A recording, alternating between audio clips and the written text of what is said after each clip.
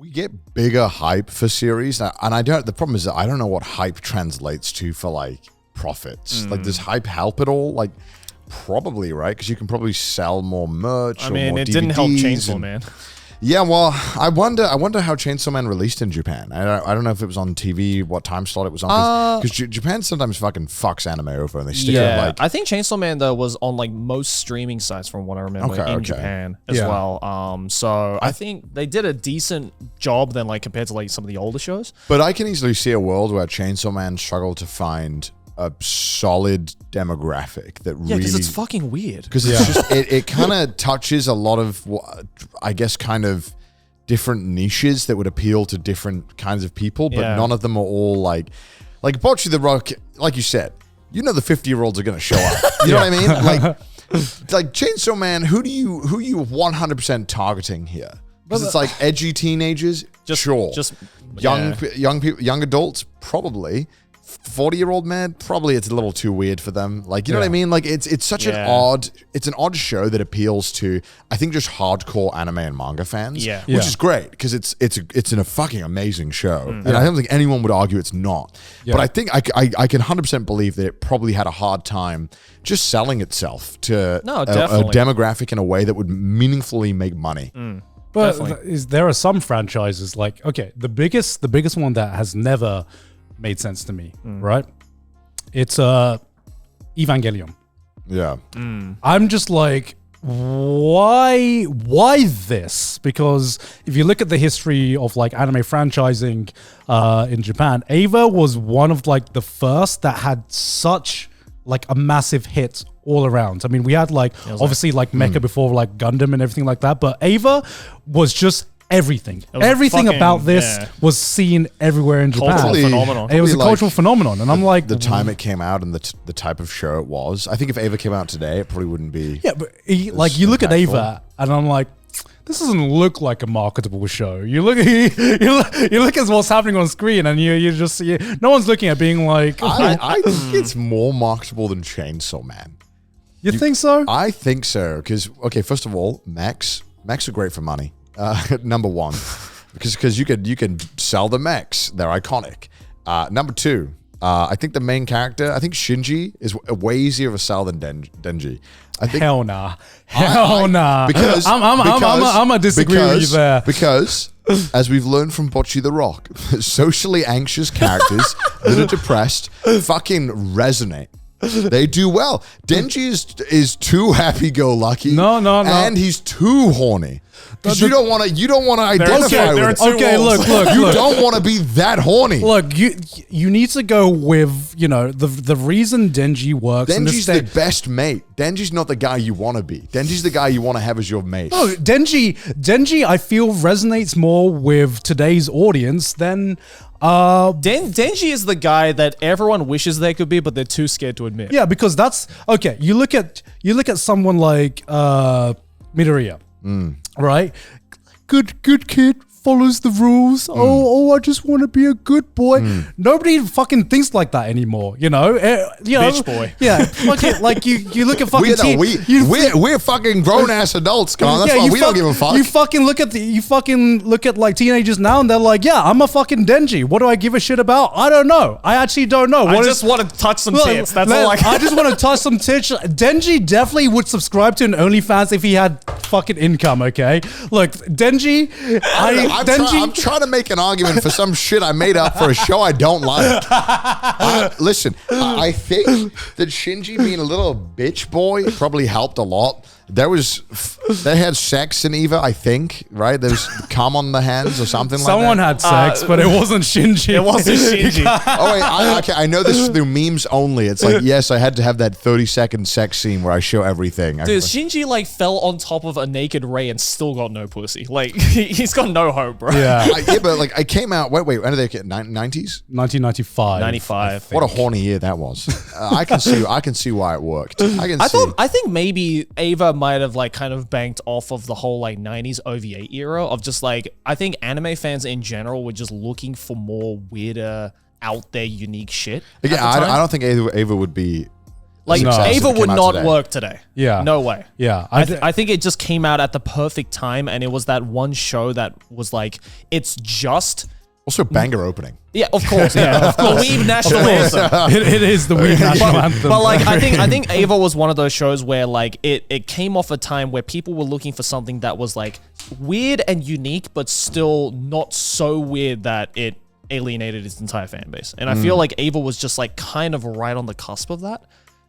Maybe. I don't know. Also, that's just a theory. I think in terms of from the Japan perspective, the struggle of being a teenager who's being told what to do and you kind of struggling with that. That's obviously that's a very universal concept, but I think very much so in Japan where it's like, I'm a teenager and I'm struggling with my identity here. I don't know what my place is in the world, and all of the adults are telling me to do all this stuff. So I think that's also a massive reason why I was successful. Yeah. And again, it was horny. And had robots. I think as well, Ava just like really grew from just like word of mouth. Like, probably, yeah. I don't know. This is all speculation I've made based off only watching one season and fucking... Yeah, because, like, I feel like not only was Ava, like, so... Like, I think the people who really liked it started off kind of small-ish, and then it kind of grew from just a word of mouth because anime was just getting more, I guess, normal to watch in the late 90s and early 2000s. And then not to mention, like, the countless number of, like, people in the industry who, like... directly, looked at Ava and was like, that was a huge influence, or like, that we took a lot out of Ava. And it's like, I think it's just like the combination of the influential factor in the industry and just the fact that it just came out at the perfect time. And it's just like everything just came together with a banger opening on top of that, a cherry on top. There you go. Because I think the big difference between something like, say, Chainsaw Man and Ava is that I think they just have different demographics. Like, period. I think Ava has, I think the topics explored in Ava probably resonated with a lot of the older working, like, generation in Japan at the time, where there was a lot of this societal pressure. Once you grew out, once you graduated from high school and everything, and that kind of like story really resonated with the whole generation of people in Japan. And I think that's one of the big reasons why it became the massive hit that it did. And then 30 years later, they became Bocce fans. Actually, those 15-year-olds in business suits, they were once in their 20s Ava fans. I would argue that I think Ava fans and Bocce fans have more in common than Bocce fans and Chainsaw Man fans. Are more likely to have something in common than Bocce fans and Chainsaw Man fans. I truly believe that Chainsaw Man just hasn't found its die-hard audience yet that it appeals to. I mean, I think they exist, but it's only in the manga form right now. Yeah, maybe. I mean, I don't know. I also think it's harder to sell merch for Chainsaw Man. It's just Ava, a little... you can do anything, Ava. That's true. I mean, Chainsaw Man is just a little bit edgier. It's a little bit It's a little bit too weird, I think, for the regular person. Yeah. And Jujutsu Kaisen, I feel, is that perfect middle ground from, there's, let's say, My Hero Academia, the kind of like the poster child of like safe, kind of like, here's like a safe It's got a very similar vibe to like Gantz, almost. Like very horny, very gory. Oh, Chainsaw Man? Yeah. I thought you said My Hero Academia. Sorry. Chainsaw Man, sorry. No, fuck no. You remember when Deku fucks in episode 1? But I think Gantz came out at a time where edginess was very much in demand. I think edginess is not as in as it used to be. I think people are kind of over it. Oh, again, because like all these shows banked off of the fucking edgiest period of anime, which is the 90s OVA period. Like, I don't know. Those were some of the edgiest fucking shows ever made. I feel like there will always be a space for edginess. No, there will be. Maybe it won't be mainstream. But it's not as in the forefront as it used to be. Yeah, I think it goes in and out of being in the mainstream popularity. But there'll always be a demand for edgy shows. Like, in terms of like peak popularity. Because like I'm waiting for... I'm not sure if this already exists, but whatever this generation's Mirai Nikki will be.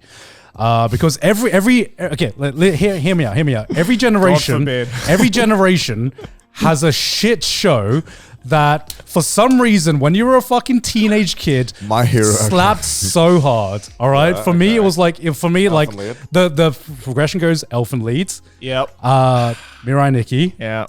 a Kamiga kill. Oh god.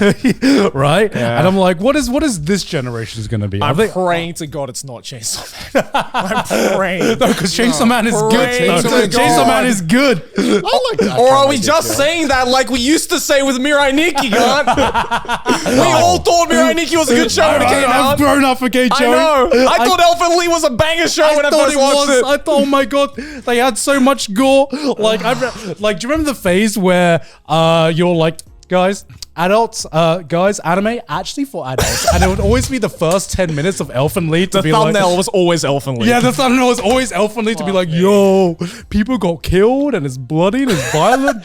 Yo, this shit slaps. Oh my god. Yeah. Let's hope it doesn't happen. Let's hope it doesn't happen. Praying. Chainsaw Man is not in that same category because it is actually good. It's actually a good show. Yeah, it's actually a really, really Chainsaw good Man's show. fucking amazing. Like I said, I think we just think it's like a little too gory. Yeah. A little too edgy to right now for it to crush mainstream. Yeah.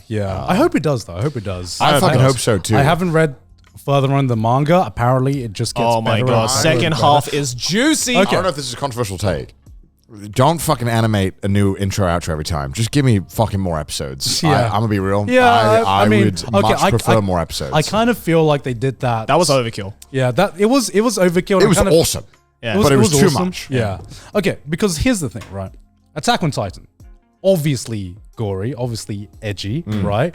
But do you feel like that was successful because it just never kind of like tried to be a shonen or tried to market itself as a young audience, and it went, here's a mature kind of like story right from the get-go?